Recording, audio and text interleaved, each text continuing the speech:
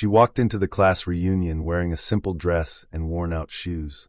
They stared, whispered, and laughed, calling her a quiet failure. But within the hour, those mocking looks turned into stunned silence, when they realized she was the very woman their entire company was desperate to recruit. Not everyone who looks simple is a loser. Sometimes the best people are just quietly winning. The kettle whistled softly in Rachel's quiet apartment. She poured hot water over instant coffee, watching the steam swirl like her thoughts, hazy and unsettled. Her inbox pinged. Subject: 20-year reunion, let's catch up. Her breath caught for a second. She hadn't heard from most of them in years. Those halls, those lockers, those voices whispering behind her back. But there were a few who once made her feel seen. Valerie, Mark, maybe even Jenna. She stared at the screen, heart tugging between caution and curiosity. Maybe I'll go. Just for them. Rachel didn't head for them all. She reached into the back of her modest closet and pulled out her favorite beige linen dress, creased but clean, soft with time. She paired it with her old flats from Target, the soles worn smooth but still holding on. No jewelry, just a quiet elegance. Her hair went up in a simple bun, one strand falling loose against her cheek. She looked at herself in the mirror. A face with gentle eyes, a touch of age, and a calm strength that didn't need loud colors. I don't need to prove anything, she whispered. I just want to show up, as me. The upscale Italian restaurant in downtown Austin was bathed in soft amber light. Classical jazz played in the background as waiters in crisp uniforms moved between marble-top tables. The reunion had already begun, and the room buzzed with laughter, perfume, and polished egos. Clusters of former classmates sipped wine and showed off expensive watches and designer handbags. Laughter came in bursts, loud, rehearsed, and just a little too sharp. At the center of it all stood Melissa Grant, the prom queen, student council president, and high school royalty. Now a real estate broker with a glittering career and an even more glittering necklace. She still had the same commanding presence, the same sharp eyes that once decided who was in and who was invisible. When Rachel walked in, she felt it instantly. The temperature shift, the collective glance, the half-second hush. A woman in a sleek red dress leaned toward another and whispered, "Who's that?" "Oh, that's Rachel Porter. Remember her? Super quiet. Weird clothes. Always alone." "Oh, her. I thought she vanished." Rachel felt their eyes move over her plain dress like a scanner. She gave a small smile, polite but guarded, and made her way toward an empty table near the wall. Melissa caught sight of Rachel, sitting quietly by herself. With her wine glass in hand and a smirk tugging at the corner of her lips, she called out loud enough for the nearby tables to hear. "Rachel Lynn?" She tilted her head slightly, her voice dripping with false surprise. "I thought you'd end up teaching preschool or something." A ripple of laughter broke out from her circle, too loud, too fast. Some chuckled not because it was funny, but because they remembered the old hierarchy and didn't dare to break it. Rachel turned toward her with calm eyes.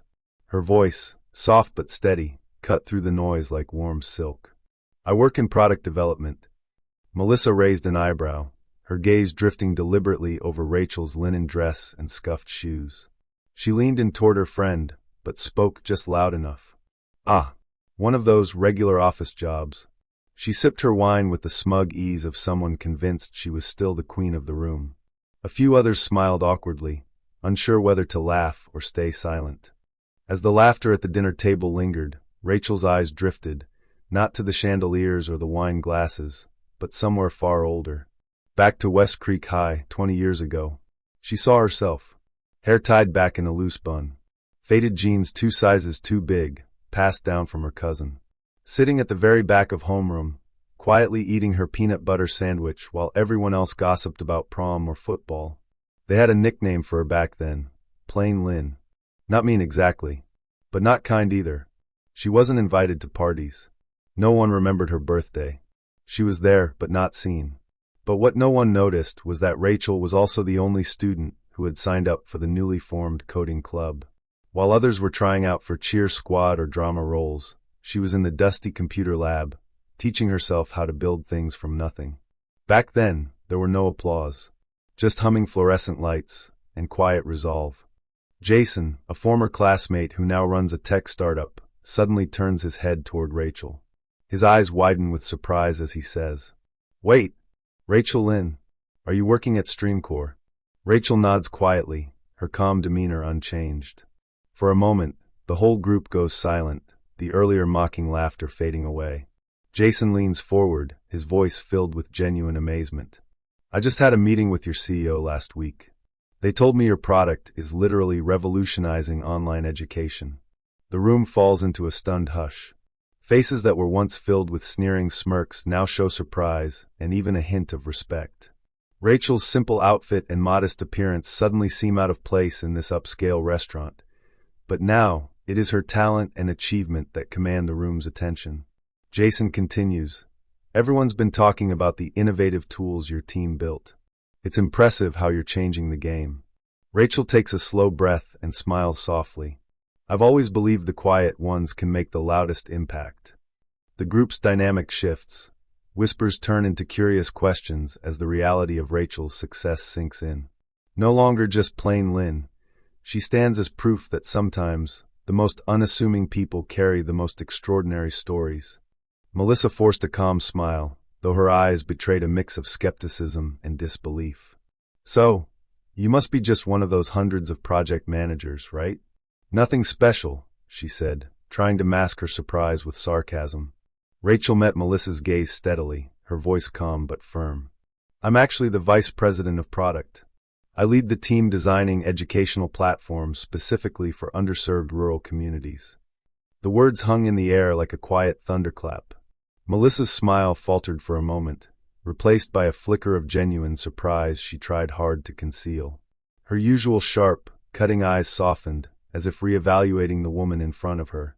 The once noisy room quieted down, the buzz of old rivalries mixing with the dawning reality of Rachel's achievements.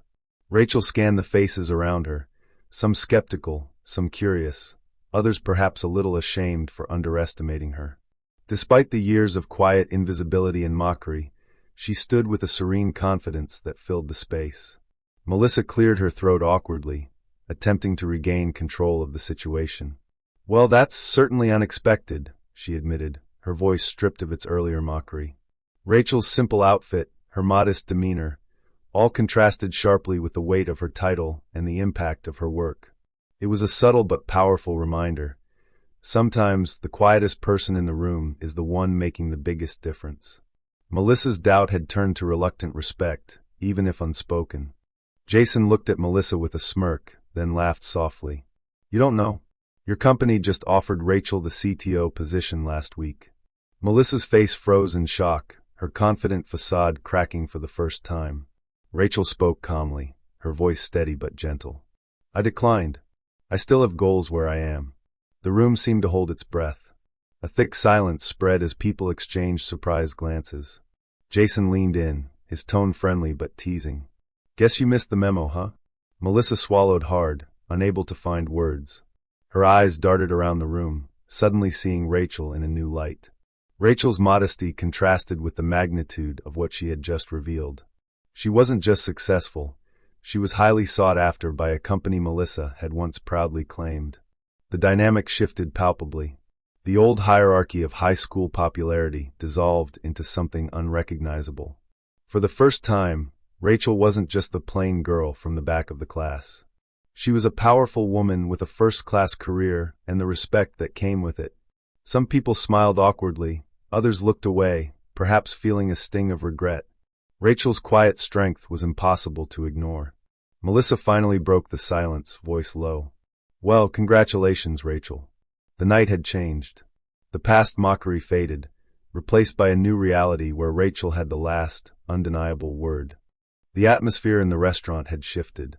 The smug laughter from earlier had dissolved into a quiet, curious tension. People who hadn't so much as glanced at Rachel now turned their chairs slightly, leaning in, their eyes reflecting something unfamiliar, respect. A salt-and-pepper-haired man, once the captain of their high school baseball team, finally broke the silence. "So, Rachel, what exactly do you do at StreamCore?" Rachel offered a soft smile, still as humble as ever. "I lead a product team focused on building digital education tools for underserved rural communities. We specialize in STEM, science, technology, engineering, and math. Our goal is to bring quality education to places most people forget. The group listened, quiet and attentive. Then a young woman in a floral dress, who had spent the evening seated near Melissa's group, suddenly blinked back tears. "My daughter, she's using that platform," she said, her voice trembling slightly. "I'm a single mom. Her school doesn't have a full-time science teacher. Your platform, your work, helped her qualify for the gifted program this year. I wanted to thank you." Rachel's expression softened. She gave a small nod, visibly moved. "No need to thank me. There's a whole team behind that project. I just happened to be one part of it." A quiet applause began, scattered but sincere. Not for status, not for a title, but for impact. For the quiet girl once nicknamed Plain Lynn, who had spent her high school years unnoticed, uncelebrated, she was now seen. Really seen. There were no more condescending smiles. No more sarcastic remarks. Only a room full of people slowly realizing they had underestimated someone who had never needed to prove anything, because her work already spoke louder than words ever could. Melissa sat still, the laughter and voices around her fading into a soft murmur. Her fingers circled the rim of her wine glass slowly, as though trying to ground herself. Her posture, once confident and upright, now seemed withdrawn, smaller somehow. Across the room, Rachel stood surrounded by classmates who, moments ago, barely acknowledged her.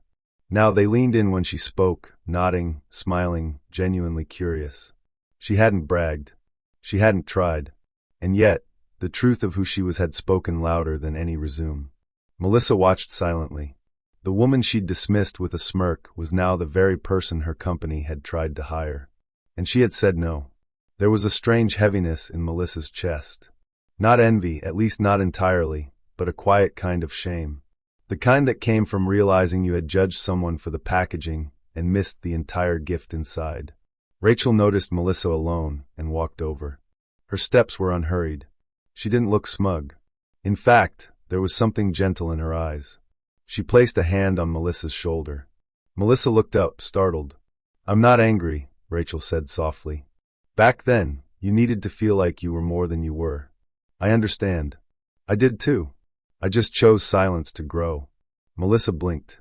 The words hit her deeper than she expected. No sarcasm, no revenge. Just truth, spoken plainly like Rachel always had. And in that moment, Melissa didn't feel defeated. She felt seen, and somehow freed. The party had ended. The lights inside the Italian restaurant dimmed to a soft glow as guests trickled out, laughter echoing in the quiet night.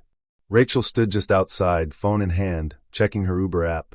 No luxury car. No private driver.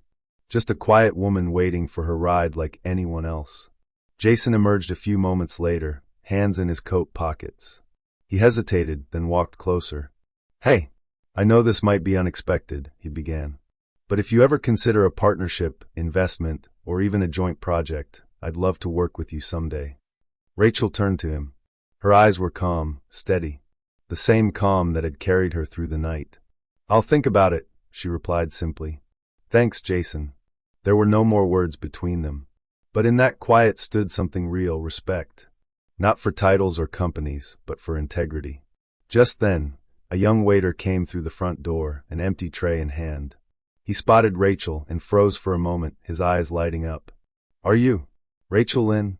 My sister told me you gave her first laptop so she could attend online classes." Rachel smiled, soft and warm. "I just opened a door," she said. She was the one brave enough to walk through it. The waiter nodded, his eyes glassy with emotion. Rachel turned just as her Uber pulled up. She stepped inside, the door closing behind her. And what she left behind wasn't whispers or mockery, but quiet admiration. She never needed to shine the loudest. She only needed to shine true. The Uber moved gently through the quiet city streets at night. Outside the window, golden lights filtered through the trees, creating a soft, flickering glow. Inside, Rachel leaned back in her seat, her thoughts drifting in silence. She hadn't expected the reunion to move her this much. Not because of the overdue recognition, or Jason's offer to collaborate, but because of a quiet moment, a young server recognizing her, not for her title, but for something kind she'd once done. Suddenly, A distant memory returned, her mother, sitting in their tiny kitchen that smelled of warm porridge, patching an old shirt by hand. One evening, when Rachel was anxious about fitting in, her mother had said, "You don't have to make people notice you, sweetheart. They'll forget the spotlight, but they'll never forget someone who opened a door for them. Live in a way that when someone remembers your name, they smile because of the good you left behind." Rachel smiled softly, not brightly, but deeply. She had never chased the spotlight. She simply walked forward, quietly but purposefully, trying to do what was right. And somehow, that was what made her unforgettable. The car turned onto the narrow street near her apartment. Rachel glanced outside one last time. The city still buzzed, but inside her, there was a perfect stillness. No more words were needed. Because tonight, she wasn't just seen. She was understood. You know, in a world that celebrates flash and noise, we often forget the quiet ones. The ones who walk through life without needing the spotlight, yet somehow leave the deepest marks. Rachel didn't talk much. She didn't wear anything that screamed attention. She didn't boast.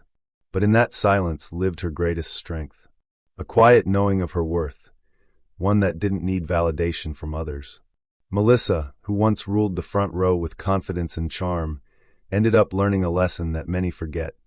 Outward shine doesn't equal inner depth.